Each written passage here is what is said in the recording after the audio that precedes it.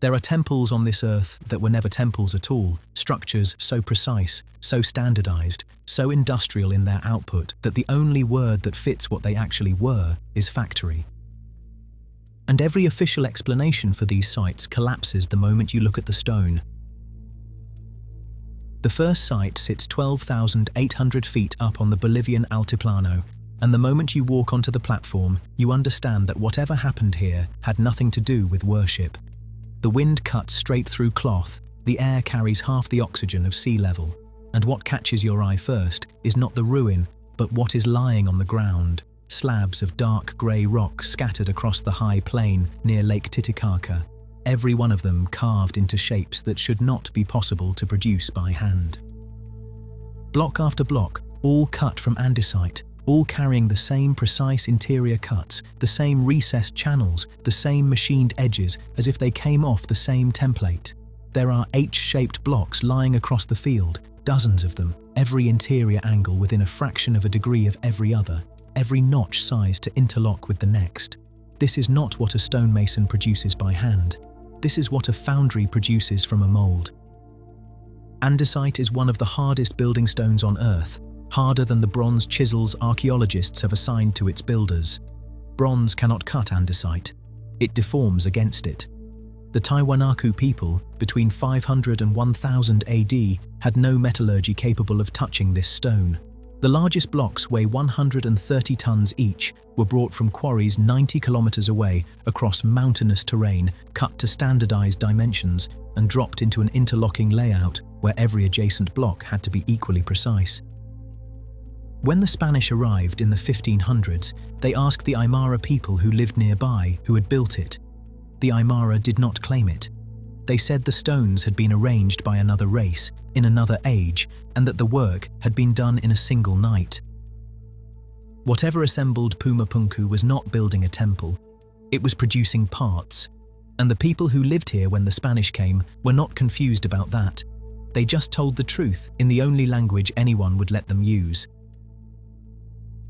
Now consider the next site, an underground tunnel south of Cairo that was officially built to bury sacred bulls, but reads on inspection like a warehouse with 24 identical units installed along its length.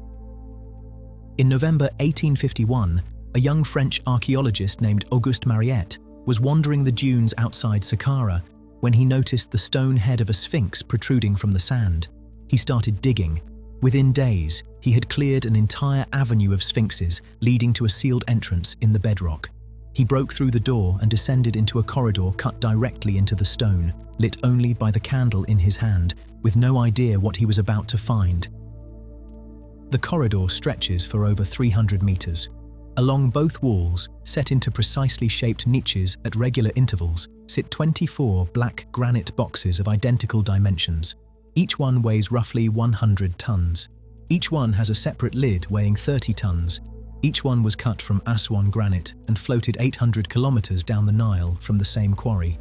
They are not similar. They are interchangeable. The interior surfaces are where the explanation collapses. Engineering surveys of the Serapeum boxes have measured their inside walls as flat to within 1/10,000th of an inch over their full length, a tolerance modern machine shops achieve only with diamond grinding and optical inspection. The corners are perpendicular to the same precision. The lids sit on the boxes with no daylight visible at the seam. A chisel leaves marks, microscopic chatter that 10,000 strikes cannot remove, and the interiors of these boxes have no chatter, no tool marks, no irregularities at all, only optically flat granite. And there are 24 of them. Not one prototype, not one masterwork, 24 units of the same product, installed in series, in niches cut to receive them. Mariette opened several. They were empty. Whatever the boxes were holding had been removed in antiquity by someone who knew the lids could be moved aside and then forgotten. The Egyptians who allegedly built this had copper tools and stone pounders, and copper deforms against granite the same way bronze deforms against andesite. The boxes exist. The technology to make them does not. And whatever those 24 interchangeable units were holding, the official story has never been able to explain why anyone would need 24 of it. The third entry, a series of granite chambers carved into the hills of eastern India, all polished to a mirror finish that has not dulled in 2,300 years. In the granite hills of Bihar, about 35 kilometers north of the city of Gaya, there are 7 artificial caves cut directly into the rock face. Officially, they are dated to the 3rd century BC, attributed to the Emperor Ashoka, and presented in textbooks as ascetic retreats for wandering monks. Crawl through one of the low rectangular doorways and the spiritual framing collapses immediately. The walls inside are not rough, not chiseled, not weathered into smoothness over centuries. They are flat, perpendicular, and finished to a glass smooth surface that reflects torchlight the way still water reflects the moon. The Lomas Rishi cave is the most famous. Its interior is a barrel-vaulted chamber roughly 10 meters long, hollowed out of solid granite, every surface inside it brought to optical polish across hundreds of square meters. Speak inside it, and the sound returns to you, sharpened and metallic. The acoustics are an accident of the geometry, and the geometry is too perfect to be accidental. What turns Barabar from a single masterwork into a factory is repetition. The same finish appears in the Sudama cave, in the Karna Chowpar, in the Vishvakarma, in the Nagarjuni chambers cut into a separate hill on the other side of the valley, under a separate ruler. Different chambers, different patrons, different decades, same impossible polish, repeated across thousands of square meters of one of the hardest stones in the building world. Modern stonemasons asked to reproduce a Barabar-grade polish on granite reach for diamond-tipped lapping pads and industrial wheels, and they still need weeks of continuous work per square meter to match what these chambers show across thousands. A craft is something a master refines over a lifetime in a single workshop. A process repeated across multiple chambers, across separate hills, with identical output, is not craft. It is a finishing line. Whoever ran that line knew something about cutting hard stone that India has not seen since, and that the modern world has had to reinvent with diamond and electricity. Now consider this one, a temple platform in eastern Lebanon built from stones so large that the Romans, who got credit for the temple above it, never described how the platform got there. Baalbek sits in the Bekaa Valley, about 80 kilometers northeast of Beirut, a high inland plain that has been continuously occupied for at least 9,000 years.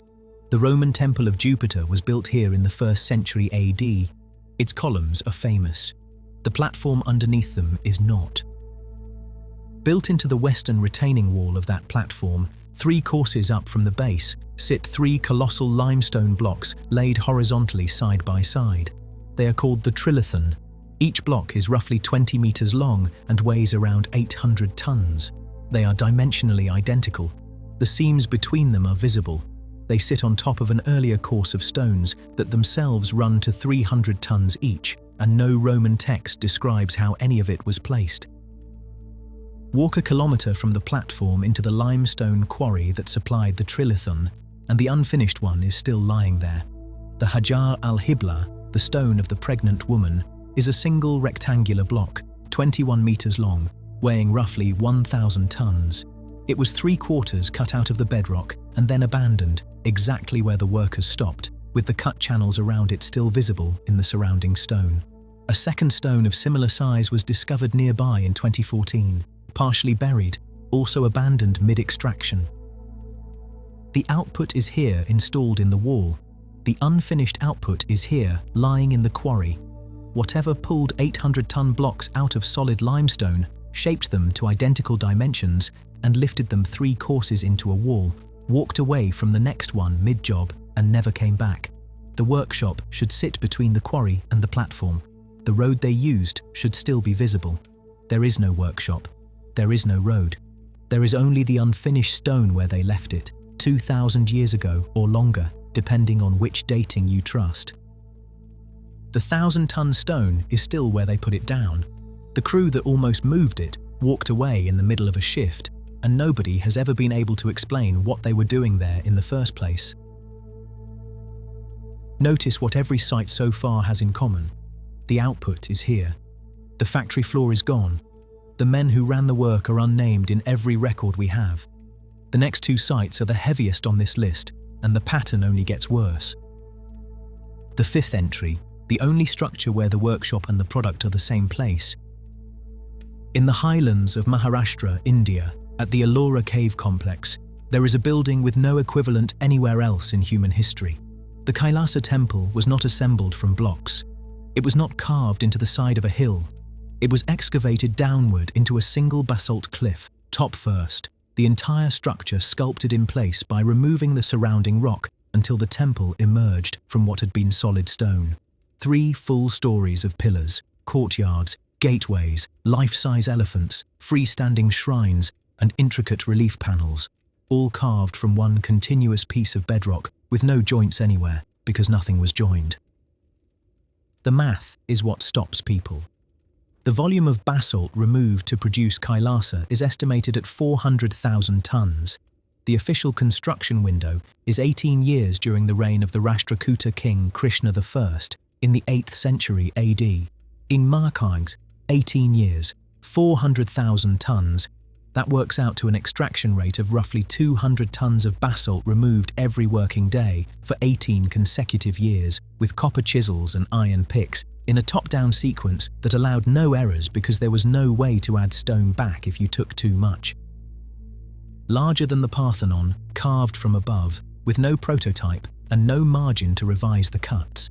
The architects arrived at the cliff with a finished blueprint already in their heads, and they removed exactly the rock that was not the temple and left exactly the rock that was. The men who held the chisels died and were replaced.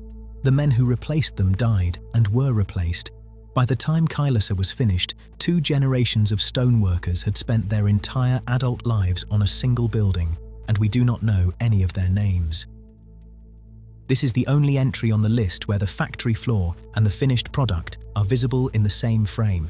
The workshop is the temple is the workshop, and the equipment required to run a basalt extraction at that rate, with the sculptural precision visible inside the chambers, has never been recovered from any Indian archaeological site of that period. The temple is here. The men who built it are dust. The tools that made it possible are missing. And the last piece is the smallest object on the list, and it sits inside a glass case at the Petrie Museum in London. In 1883, the British archaeologist Sir Flinders Petrie was excavating around the Giza Plateau and the necropolis of Abu Roash a few kilometers north when he recovered a granite core roughly the size of a candle. A drill core is what is left over when a hollow drill bit is used to bore through stone. The cylindrical slug of material that comes out of the hole, the waste product of the operation. Petrie's core was waste. The marks on it were not. Spiraling around the surface of the granite was a continuous helical groove running from one end of the core to the other, with a feed rate of roughly 1/10 of an inch per revolution of the drill bit. That number is the impossibility. The feed rate of a modern diamond-tipped industrial drill cutting granite is around 1/500th of an inch per revolution. The Egyptian core shows a feed rate 500 times faster than the best machine on a factory floor today. The mechanical engineer Christopher Dunn analysed the core in detail and concluded that to produce a spiral that aggressive in granite, the drill bit had to be cutting under enormous downward pressure, with a cutting medium harder than quartz, at speeds and torque that no copper or bronze tool could withstand. Egyptian Old Kingdom metallurgy could not produce that bit. It still cannot. We have not invented it. And there is more than one core. Petrie collected several. Multiple cores from a single site means repeated drilling at industrial scale, the same operation performed again and again on the same kind of stone, leaving behind a small pile of cylindrical slugs as the byproduct of the work. The drilling site has never been found. The tools have never been found. The men who operated them never put their names on anything we have recovered. The slug sits in a museum in London, in its glass case, with a small label that does not explain it. 2,500 years before the Industrial Revolution, somebody on the Giza Plateau was running a drilling operation that produced waste at industrial volumes, with feed rates we cannot match today, and walked away leaving the waste in the dirt. We found one piece of it. The drill that cut it has never been found.